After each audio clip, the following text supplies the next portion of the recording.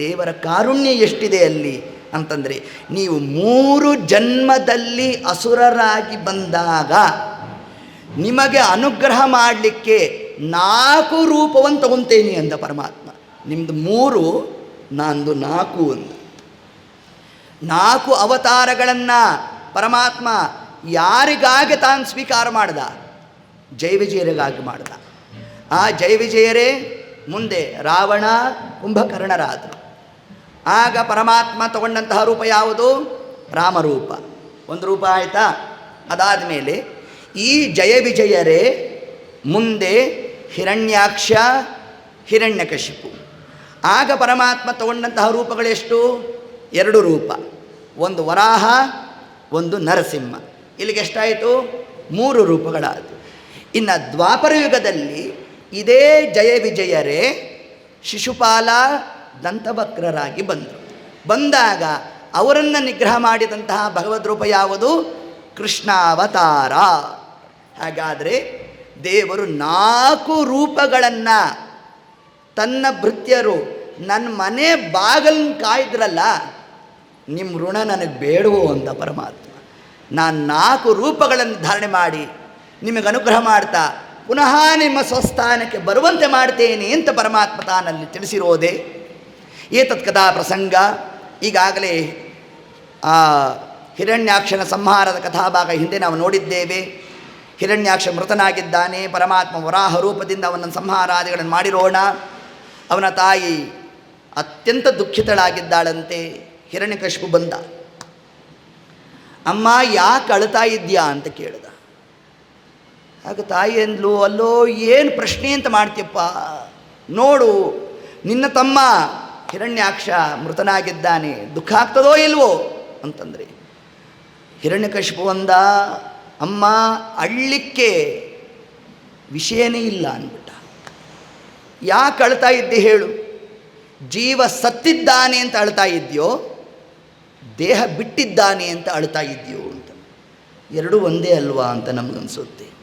ಅಲ್ಲ, ಜೀವ ಸತ್ತಿದ್ದಾನೆ ಅಂತ ನೀನು ಅಳ್ತಾ ಇದ್ದರೆ ನಿನ್ನ ಅಳುವಿಗೆ ಅರ್ಥನೇ ಇಲ್ಲ.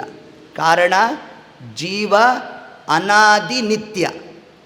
ಜೀವನಿಗೆ ಹುಟ್ಟು ಇಲ್ಲ, ಜೀವನಿಗೆ ಸಾವು ಇಲ್ಲ. ಹಾಗಾದರೆ ಜೀವ ಸತ್ತ ಶಬ್ದವೇ ಇಲ್ಲ. ಯಾಕೆ ಅಳ್ತಿ? ಅಳಬೇಡ. ಇನ್ನು ಈ ದೇಹವನ್ನು ಬಿಟ್ಟ ಅಂತ ಅಳ್ತಾ ಇದೆಯಾ? ಒಂದು ದಿವಸ ನೀನೂ ಬಿಡಬೇಕು, ಒಂದು ದಿವಸ ನಾನೂ ಬಿಡಬೇಕು, ಒಂದು ದಿವಸ ಚತುರ್ಮುಖ ಬ್ರಹ್ಮದೇವರು ದೇಹವನ್ನು ಬಿಡಬೇಕಮ್ಮ, ಅಳಬೇಡ ಅಂತಂತ. ನೋಡು, ಜಗತ್ತಿನಲ್ಲಿ ಒಂದಲ್ಲ ಒಂದು ದಿವಸ ಎಲ್ಲರೂ ದೇಹವನ್ನು ಬಿಡಲೇಬೇಕು. ಯಾವ ದಿವಸ ಭೂಮಿಯ ಮೇಲಿನ ಋಣ ಹರಿಯುತ್ತೋ ಆ ಮರುಕ್ಷಣಕ್ಕೆ ನಾವು ಹೊರಡಬೇಕು. ಅನಾರೋಗ್ಯ ನಿಮಿತ್ತ ಮಾತ್ರ, ಆಯುಷ್ಯವು ಮತ್ತು ಋಣ ಎರಡೇ ಮುಖ್ಯವಾದದ್ದು ಅಂತ ತಿಳಿಸ್ತಾ. ಎಷ್ಟು ಸತ್ಯ ನೋಡ್ರಿ. ನಾವು ಅನೇಕ ಬಾರಿ ನೋಡ್ತಾ ಇರ್ತೇವೆ, ಯಾರೋ ಒಬ್ಬ ರೋಗಿಷ್ಠ 16 ವರ್ಷದಿಂದ ಹಾಸಿಗೆ ಮೇಲೆ ಬಿದ್ದಿರ್ತಾರೆ, ಇವತ್ತಿಗೂ ಇರ್ತಾರೆ. ನಿನ್ನೆ ಇದ್ದವರು ನಮ್ಮ ಜೊತೆ ಕಾಫಿ ಕುಡ್ದಿರ್ತಾರೆ, ಇವತ್ತು ಬೆಳಗ್ಗೆ 7 ಅಷ್ಟೊತ್ತಿಗೆ ಇರೋದೇ ಇಲ್ಲ. ಹಾಗಾದರೆ ರೋಗ ಎಂಬುದು ನಿಮಿತ್ತ ಮಾತ್ರ. ಮುಖ್ಯ ಕಾರಣ ಯಾವುದು? ನಮಗೂ ಭೂಮಿಗೂ ಇರುವ ಋಣಾನುಬಂಧ. ಎಷ್ಟು ದಿವಸ ಭೂಮಿಯ ಋಣ ಇರುತ್ತೋ ಅಷ್ಟು ಕಾಲ ನಾವಿರ್ತೇವೆ. ಎಂತಹ ರೋಗ ಬಂದಿದ್ದರೂ ಕೂಡ ಭೂಮಿಯ ಋಣ ಹರಿದಿಲ್ಲ ಅಂತಂದರೆ ಅವ್ರು ಬದುಕೇ ಇರ್ತಾರೆ. ಆದರೆ ಋಣ ಹರಿದಿದೆ ಅಂತಂದರೆ ಯಾವ ರೋಗ ಇರೋದೇ ಬೇಡ. ಸುಮ್ಮನೆ ಕೊನೆಗೆ ನಾವೊಂದು ಶಬ್ದ ಹಾಕ್ಕೋಬೇಕು, ಹಾರ್ಟ್ ಅಟ್ಯಾಕ್ ಆಯ್ತಂತೆ ಅಂತ ಒಂದರ ಮೇಲೆ ಹಾಕಬೇಕು ನಾವು. ಇದು ಬ್ರಹ್ಮದೇವರು ಮೃತ್ಯುದೇವತೆಗೆ ಕೊಟ್ಟಂತಹ ವರ. ಮೃತ್ಯುದೇವತೆ ಹೋಗಿ ಪ್ರಾರ್ಥನೆ ಮಾಡಿದ್ರು, ಸ್ವಾಮಿ ಎಲ್ಲ ನನ್ನನ್ನು ಬೈತಾರಲ್ಲ, ನಾನೇನು ಮಾಡಲಿ, ಎಷ್ಟು ಮಂದಿ ಹತ್ರ ಬಯಸ್ಕೋಬೇಕು, ಈ ಮೃತ್ಯುದೇವತೆಗೆ ಏನು ಕನಿಕರ ಇಲ್ಲ ಅಂತೆಲ್ಲ ಅಂತಾರೆ. ಅಂದಾಗ ಬ್ರಹ್ಮದೇವರಂದರು, ನೋಡು ನಿನ್ನ ಹೆಸರು ಬರದೇ ಇರೋ ಥರ ಮಾಡಿಬಿಡ್ತೀನಿ, ರೋಗವನ್ನು ನಿಮಿತ್ತ ಮಾಡಿಬಿಡ್ತೀನಿ. ಅದಕ್ಕೆ ನೋಡಿ, ಇವತ್ತು ಯಾರಾದರೂ ಮೃತ್ಯುದೇವತೆ ಅಂತಂತೇವ ಅನ್ನೋದೇ ಇಲ್ಲ. ಏನೋ ಪಾಪ ಹಾರ್ಟ್ ತೊಂದರೆ ಆಗಿತ್ತಂತೆ, ಲಿವರ್ ತೊಂದರೆ ಆಗಿತ್ತಂತೆ, ಹಿಂಗಂತೆ ಹಂಗಂತೆ ಅಂತಂತೇವೆ ಅಂತೆ. ಆದರೆ ಋಣ ಹರಿತು ಅವ್ರು ಹೋದರು ಅನ್ನೋ ಶಬ್ದವೇ ಬರ್ತಾ ಇಲ್ಲ. ಅದನ್ನು ಹಿರಣ್ಯಕಶಿಪು ತನ್ನ ತಾಯಿಗೆ ಉಪದೇಶ ಮಾಡ್ದ. ಅಮ್ಮ ಒಬ್ಬ ಜೀವನ ಮಾತು ದುರತೋಪಾಸ್ತ. ಒಂದು ಪದಾರ್ಥದ ಋಣ ಹರಿತು ಅಂತಂದರೆ ನಮ್ಮ ಮನೇಲೇ ಇದನ್ನಿಟ್ಟಿರೋಣ, ನಾಳೆ ಬೆಳಗ್ಗೆ ಹೇಳೋಷ್ಟು ಸಿಕ್ಕೇ ಇರಲ್ಲ. ಈ ಪದಾರ್ಥದ ಋಣ ಹರಿದಿಲ್ಲ ಅಂತಂದರೆ, ಇವತ್ತೆಲ್ಲ ಉಪನ್ಯಾಸ ಆದಮೇಲೆ ಅಲ್ಲೆಲ್ಲೋ ಪ್ರಸಾದ ಕೊಡ್ತಾರೆ ಅಂತ ಎಲ್ಲೋ ಒಂದು ಕಡೆ ಮೊಬೈಲ್ ಇಟ್ಬಿಟ್ಟಿದ್ವಿ. ಸರಿ, ಮನೆಗೂ ಹೋದ್ವಿ, ಮರೆತೂ ಹೋಗಿತ್ತು, ಯಾವಾಗಲೋ ಜ್ಞಾಪನಕ್ಕೆ ಬಂತು. ಆ ಪದಾರ್ಥದ ಋಣ ಹರಿದಿಲ್ಲ ಅಂತಂದರೆ ನಾವಿಲ್ಲಿ ಬಂದಾಗಲೂ ಕೂಡ ಆ ಪದಾರ್ಥ ನಮ್ಮ ಕೈಗೆ ಸಿಕ್ತು. ಯಾಕೆ ಸಿಕ್ತು? ಋಣ ಹರಿದಿಲ್ಲ ಅಂದರೆ ಸಿಗುತ್ತೆ. ಋಣ ಮುಗೀತು ಅಂತಂದರೆ ನಮ್ಮ ಮನೆಯಲ್ಲಿಟ್ಟಿದ್ರೂ ಕೂಡ ಆ ಪದಾರ್ಥ ನಮಗೆ ಸಿಗೋಲ್ಲ. ಆದ್ದರಿಂದ ಎಲ್ಲರೂ ಒಂದಲ್ಲ ಒಂದು ದಿವಸ ದೇಹವನ್ನು ಬಿಡಲೇಬೇಕಮ್ಮ. ಯಾಕೆ ಅಳ್ತಾ ಇದೆಯಾ, ಸಮಾಧಾನ ಮಾಡ್ಕೊಂತ ಹಿರಣ್ಯಕಶಿಪು ಇಷ್ಟು ಮಾತಾಡ್ದ. ಇಷ್ಟು ಹೇಳ್ದ, ಮರುಕ್ಷಣಕ್ಕೆ ಏನು ಮಾಡಿದ್ನಂತೆ, ಮೃತ್ಯುರ್ಮಾಭೂತ್ ಅಂದ್ಬಿಟ್ಟ. ಬ್ರಹ್ಮದೇವರನ್ನು ಕುರಿತು ತಪಸ್ ಮಾಡಲಿಕ್ಕೆ ಹೋದ.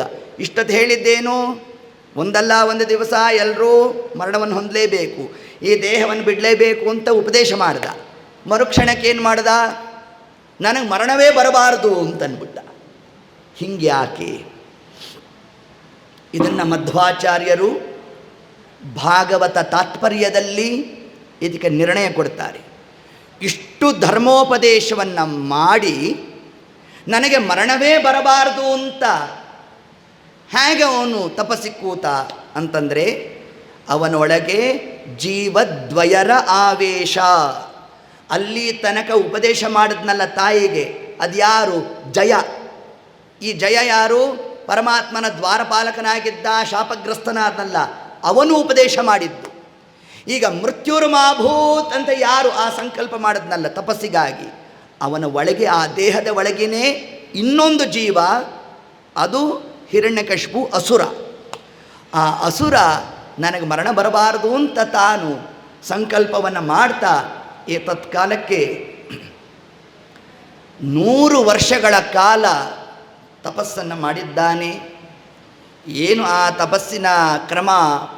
ಪಾದ ಉಂಗುಷ್ಟವು, ಪಾದದ ಉಂಗುಷ್ಟ ಹೆಬ್ಬೆಟ್ಟಿನ ಮೇಲೆ ಇಡೀ ದೇಹದ ಭಾರವನ್ನು ತಾನು ಧರಿಸಿದ್ದಾನಂತೆ.